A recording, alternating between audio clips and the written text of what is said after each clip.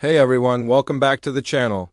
Today, we're diving deep into one of the most famous figures in human evolution. A name you've probably heard 1,000 times, Lucy, for decades. This 3.2 million year old fossil has been the star of our origin story. She was the missing link, the perfect ancestor connecting our ape-like past to our human present.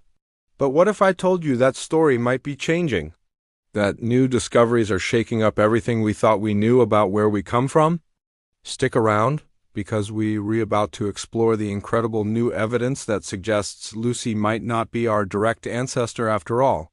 Let's rewind a bit. In 1974, paleoanthropologist Donald Johanson made a groundbreaking discovery in the dusty landscapes of Hadar, Ethiopia. He found hundreds of bone fragments, which, when pieced together, formed about 40% of a single skeleton. This wasn't just any fossil. It was a female hominin who walked upright. The team famously celebrated their find by listening to the Beatles' song Lucy in the Sky with Diamonds, and just like that, Lucy was born. She belonged to the species Australopithecus afarensis, and her combination of features was astonishing. She had long arms and curved fingers, great for climbing trees, but her pelvis and leg bones clearly showed she was bipedal, walking on two legs just like us. This mix of ape and human traits made her the ideal candidate for a direct human ancestor. Textbooks were written, museum exhibits were built, and for nearly 50 years, Lucy was hailed as our great-great-great. Well, you get the idea? Grandmother, she was the root of our family tree, the single trunk from which the genus Homo, our own genus, sprouted. It was a simple, elegant, and linear story. But science, as we know, is never that simple. The first cracks in this linear model started to appear not long after Lucy's discovery. Scientists began to wonder, could there have been other hominin species living at the same time as Lucy's kind? The idea of a single line of descent is tidy, but evolution is often a messy, branching bush, not a straight ladder. The problem was, for a long time, there was no solid evidence. Afarensis was the only hominin species known from the period between 3 and 4 million years ago. Without other fossils to compare, the Lucy as our direct ancestor hypothesis remained the strongest contender. But the winds of change were blowing, and they were blowing across the Ethiopian desert. The game changer came from a place called Woranso Mill, another fossil-rich site in Ethiopia, not too far from where Lucy was found. An international team led by Dr. Johannes Haile Selassie has been working there for years, unearthing a treasure trove of new fossils.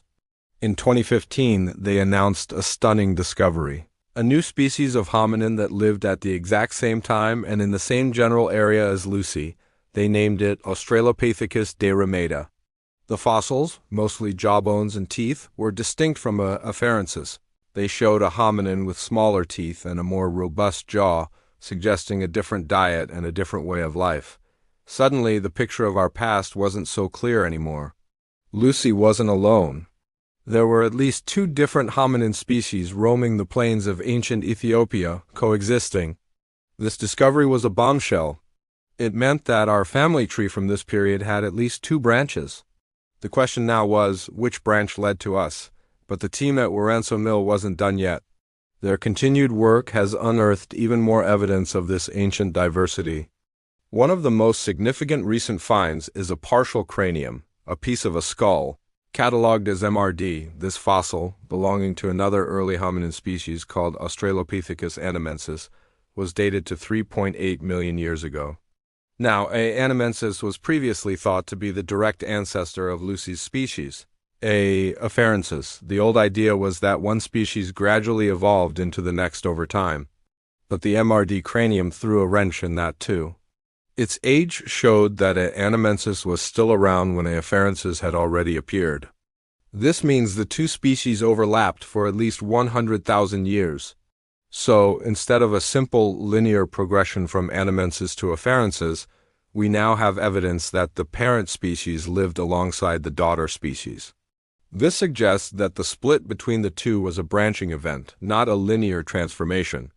One population of anamensis likely became isolated and evolved into afarensis, while other anamensis populations continued to thrive elsewhere. So let's piece this all together. We now have at least 3 different hominin species living in East Africa between 3 and 4 million years ago: Australopithecus anamensis, Australopithecus afarensis, Lucy's species, and Australopithecus derrimata. And that's not even counting another contender, Kenyanthropus platyops, found in Kenya from the same time period. Our family tree from this era looks less like a single trunk and more like a tangled, bushy shrub. It's a beautiful, complex mess of evolutionary experiments with different hominin species exploring different ways of surviving. Some were better climbers, others had powerful jaws for chewing tough foods, and all were trying to make a living in a changing environment.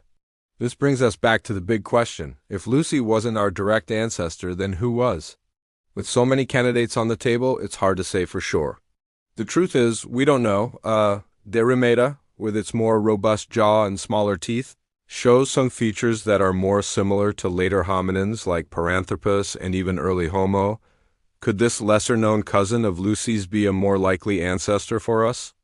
Or is it possible that our direct ancestor from this time period is still out there waiting to be discovered?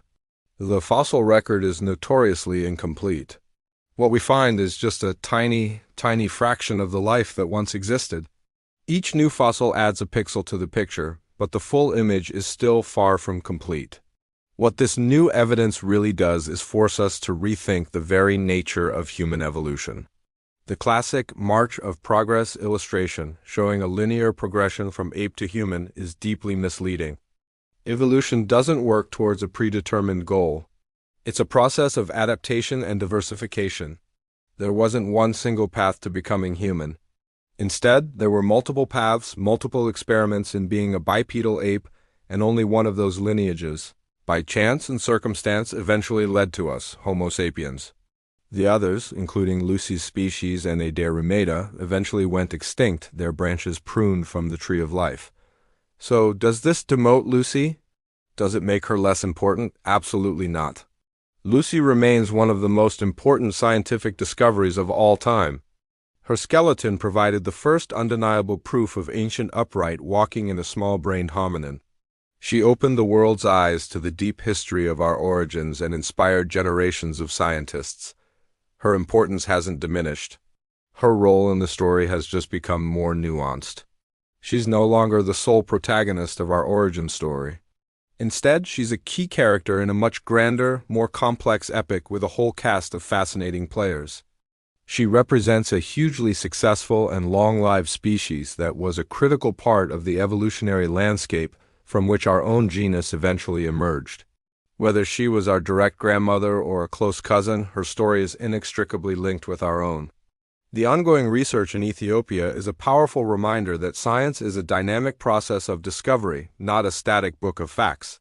What we know today is based on the evidence we have, and as we find new evidence, our understanding evolves. The story of human origins is constantly being rewritten, revised, and refined, and that's what makes it so exciting. The mystery isn't solved, it's deepening. The search for our ancestors continues, driven by the curiosity and dedication of scientists working in challenging conditions to uncover the secrets buried in the earth. Each new fossil, no matter how small, has the potential to rewrite our history. The next major discovery could be unearthed tomorrow, and it could change everything once again. So, the next time you see a picture of Lucy, don't think of her as just a single link in a chain. Think of her as part of a vibrant, diverse world of ancient hominins, all navigating their environment in unique ways. She is a testament to a pivotal moment in evolution when our ancestors took their first upright steps, paving the way for the incredible journey that was to come. Her story is a reminder that our past is far richer and more complex than we ever imagined. What do you think about these new discoveries? Does it change how you see human evolution? Let me know your thoughts in the comments below. I'd love to hear from you. Thanks so much for watching, and if you enjoyed this journey into our deep past, don't forget to like, subscribe, and hit that notification bell so you don't miss our next video. See you next time.